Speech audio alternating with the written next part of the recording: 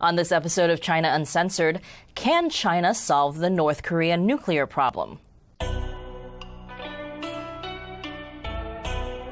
Hi, welcome to China Uncensored. I'm Shelley Zhang, filling in for Chris Chappell, who's on vacation in an undisclosed location that is nowhere near the People's Republic of China. Speaking of People's Republics, North Korea. Last weekend, North Korean dictator and inventor of the Chairman Mao high fade, Kim Jong-un, announced that his military was close to testing a ballistic missile with the capability to reach the United States.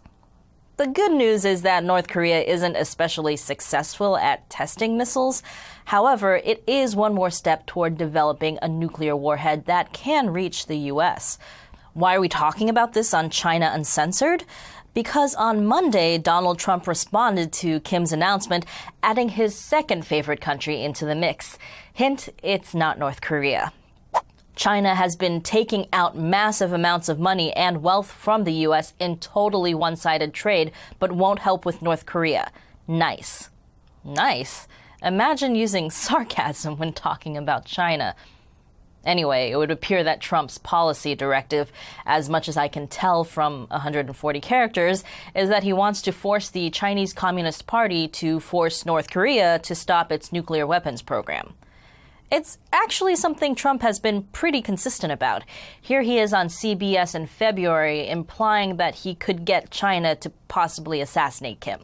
I would get China to make that guy disappear in one form or another very quickly. And let me tell you, people say, how do you make him disappear and assassinate him? Let me just tell you, no, well, you know, I've heard of worse things, frankly. I mean, this guy's a bad dude, and don't underestimate him. But is he a bad enough dude to bomb the U.S.?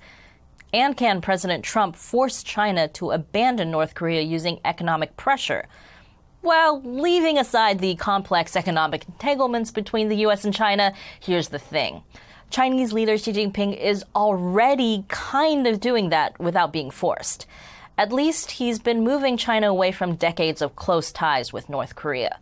For example, 2 years after Xi Jinping rose to power, he snubbed North Korea by making an official state visit to South Korea first. In fact, he still hasn't met Kim Jong-un.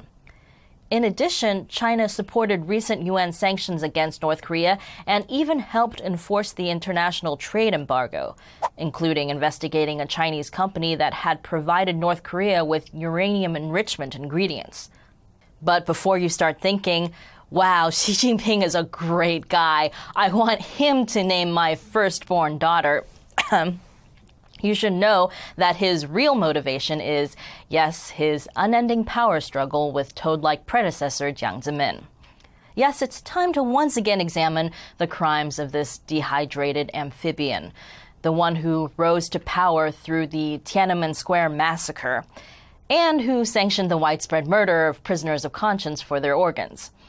According to this Radio Free Asia report, Jiang Zemin started giving nuclear material to North Korea back in 1989 after previous Chinese leaders refused to.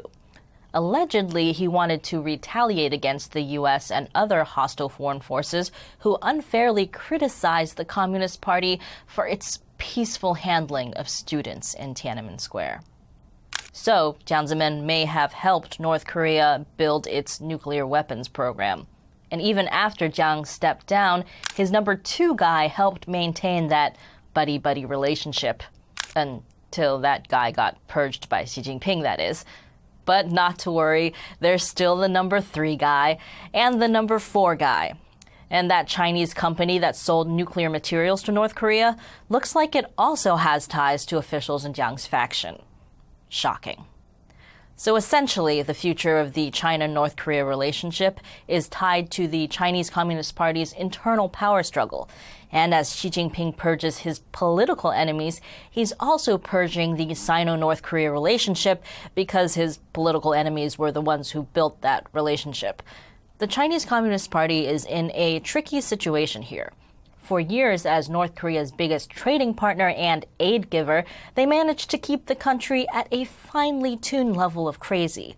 Just crazy enough to bother the U.S. and make China look good, while not crazy enough to collapse and cause a massive influx of refugees across China's border. But now, as North Korea gets increasingly drunk on the world stage, China is acting like the embarrassed college roommate who wants to pretend that they don't know North Korea, who is a fully grown adult responsible for its own actions. It's totally not China's fault, you guys. But we all know who's going to have to hold North Korea's hair as they vomit over the toilet. So China's coldness towards North Korea over the last 4 years is not because of Obama, and it's unlikely to be reinforced by Trump either, especially if Trump's policies come in tweets. I mean, Twitter's banned in China, so Trump really shouldn't expect Xi Jinping to read them. Okay, I guess someone in China is reading his tweets. So what do you think? Leave your comments below. Once again, I'm Shelley Zhang, filling in for Chris Chappell until he gets back next week.